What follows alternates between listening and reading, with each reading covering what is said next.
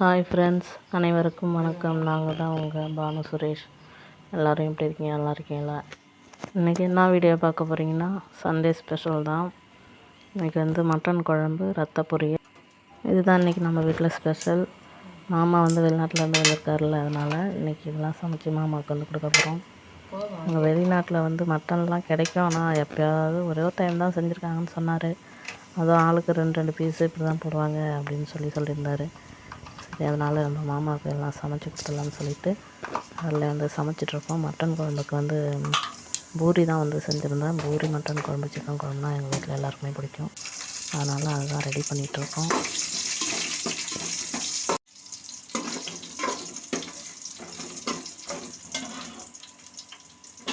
எண்ணெய் ஊற்றி பட்டை வகையெல்லாம் போட்டு, பச்சை மிளகாய், வெங்காயம்லாம் போட்டு வதக்கிட்டு,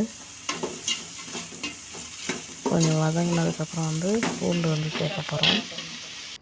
நான் எப்படி வந்து மட்டன் குழம்பு வைப்பேனோ அதை தான் உங்களுக்கு சொல்கிறேன். பூண்டு வந்து சேர்த்து கொஞ்சம் வந்து வதக்கி நல்லா பச்சை வாசனை போக, அதுக்கப்புறம் வந்து தக்காளி சேர்த்து வதக்கிக்கலாம். உப்பு கொஞ்சம் போட்டோம்னா நல்லா வதங்கும். அடுத்தது வந்து இஞ்சி போட்டு நல்லா வதக்கிக்கலாம். நான் வந்து குக்கரில் வந்து 3 விசில் விட்டு மட்டனை வேக வச்சு வச்சுருக்கேன். அந்த மட்டனை எடுத்து போட்டுக்கலாம். போட்டு இதையும் சேர்த்து வதக்கிக்கலாம்.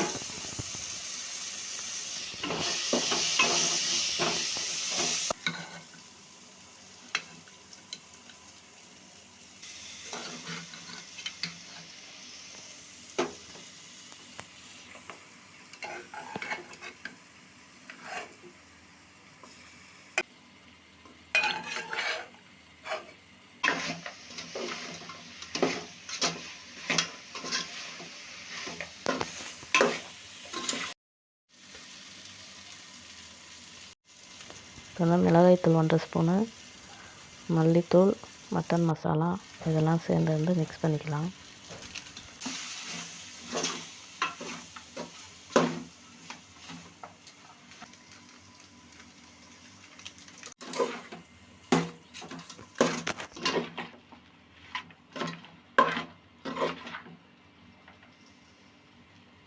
மசாலாலாம் வதங்கிடுச்சு. இப்போ வந்து மட்டன் வேக வச்ச தண்ணி அதில் ஊற்றிடலாம்.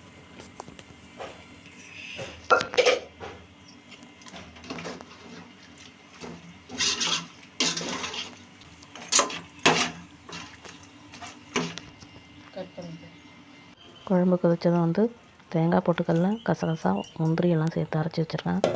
அதை வந்து ஊற்றி மிக்ஸ் பண்ணிக்கலாம். நம்ம தேவையான அளவு தண்ணி ஊற்றிக்கலாம். அவ்வளோதான், மட்டன் குழம்பு ரெடி.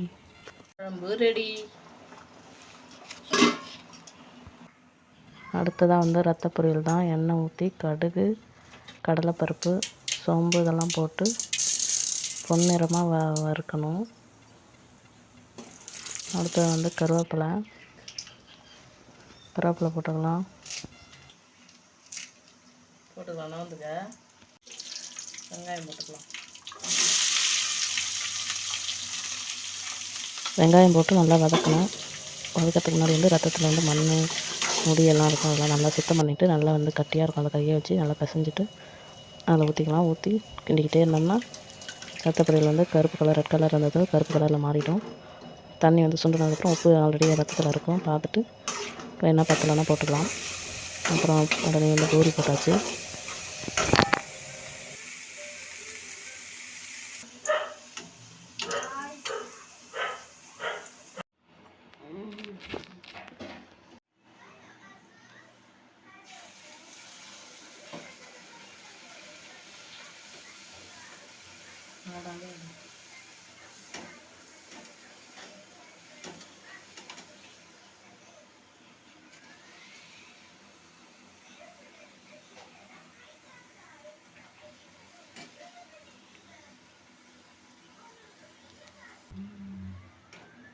அப்படியே ஒரு ஃபோட்டோடா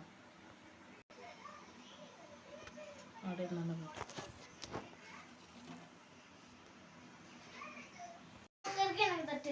கை கழுவிட்டா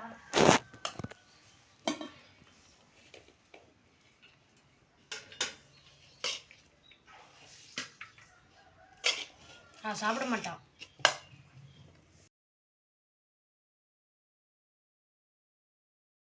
போடுங்க.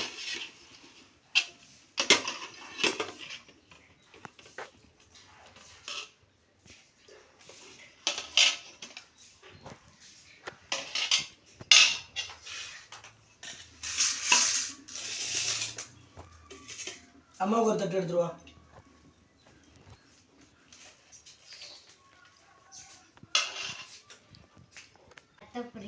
அப்புறம் ஆட்டுக்கறி குழம்பு சாப்பிட்டு பார்க்கலாமா? நல்லா இருக்கா சிவா? சூப்பரா இருக்கு. எம்மி எம்மி எம்மி. தட்டு நீ எடுத்துக்கோ. வா.